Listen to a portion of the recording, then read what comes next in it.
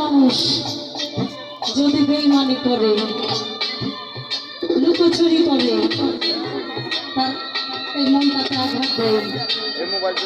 আগের মতো ভালোবাসাটা কিন্তু তার ভিতরে আর আসে না। আসে কি,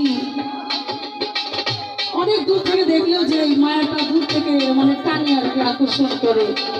যদি তার ছলনা হয় ভিতরে, তখন কিন্তু সে পবিত্রতা তার ভিতরে আসে না। কিভাবে আসবে? সে তো ভালোবাসা অপবিত্র হবে। এখনকার সমাজে ভালোবাসা কিন্তু অনেক নির্মম, অনেক কষ্টকর। তো যারা ভালোবাসবেন বা মন দিবেন কাউকে, 100 বার তাকে যাচাই করবেন। অনেক অনেক রাস্তা আছে এখন যাচাই করার। যাচাই করলে তারপরে তাকে ভালোবাসবেন। এখন ভালোবাসে মানুষ শুধু টাকা, মন তাকে না কিন্তু। এইটা ভেবে কবি লিখছেন, সাজিব আর কার কাহিনী, যার নাইতে